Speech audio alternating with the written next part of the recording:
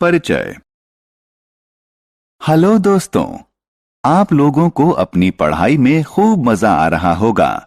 मैं एक तोहफे के रूप में जूस की ये बोतल आपके लिए लाया हूं। आप बता सकते हैं कि इस जूस से कितने ग्लास भर जाएंगे? चलिए पता लगाते हैं। इस बोतल के जूस से हम 4 ग्लास भर सकते हैं।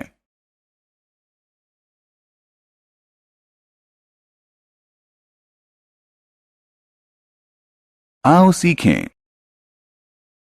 उन पात्रों की तुलना करना जिनमें अलग अलग मात्रा में लिक्विड यानी तरल आता है।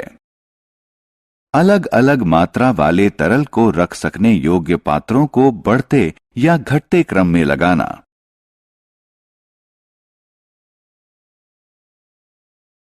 क्षमता को समझना। ये एक चम्मच है। अब मैं इस चम्मच को दूध से भरूंगा। देखते हैं इस चम्मच को भरने के लिए दूध की कितनी बूंदों की जरूरत होगी। ये मैंने डाली पहली बूंद और ये है चम्मच में दूध की दूसरी बूंद। लेकिन चम्मच तो अब भी खाली है। चलिए चम्मच में एक और बूंद डालते हैं और अब मैंने डाली चौथी बूंद। अब चम्मच भर गई है।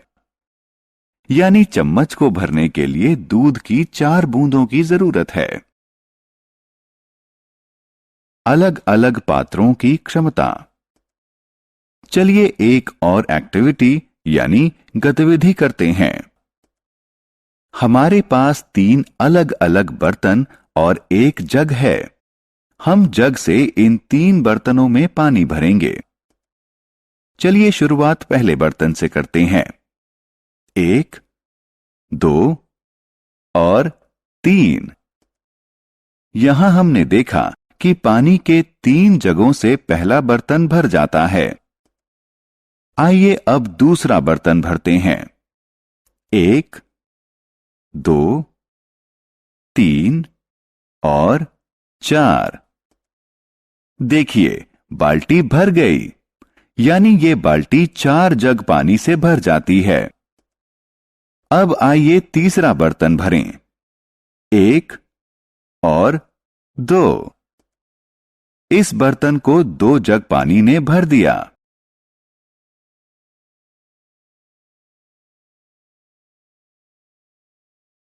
अलग अलग बर्तनों की क्षमता। दोस्तों, हमने देखा कि बर्तन नंबर 1 3 जग पानी से भर गया। बर्तन नंबर 2 4 जग पानी से भर गया और बर्तन नंबर 3 को भरने के लिए 2 जग पानी की जरूरत पड़ी।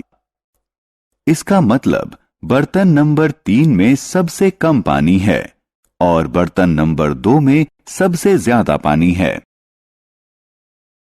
2 बर्तनों की तुलना। सैम दूध की एक बोतल लाया है। क्या वह इस बोतल को 1 गिलास में खाली कर सकता है? वह बोतल से निकले दूध से ग्लास को भर देता है। देखिए, दूध अब भी बोतल में मौजूद है। वह एक और ग्लास लेता है और बाकी बचे दूध को उसमें डाल देता है। देखिए, अब बोतल खाली है। इस तरह सैम दूध की इस बोतल को 2 ग्लासों में खाली कर सकता है। क्या हम इस बोतल को एक जग में खाली कर सकते हैं? आइए देखते हैं। जग को दूध से भरिए। बोतल खाली है। हम इस बोतल को एक जग में खाली कर सकते हैं।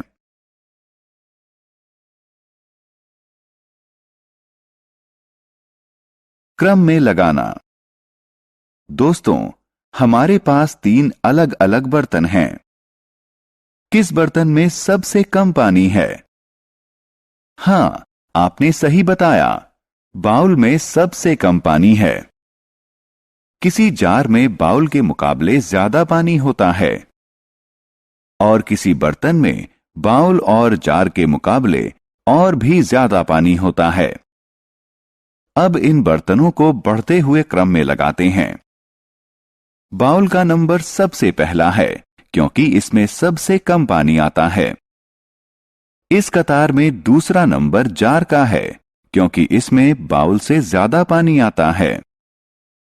आखिर में हम बर्तन को रखेंगे क्योंकि इसमें बाउल और जार दोनों से ज्यादा पानी आता है।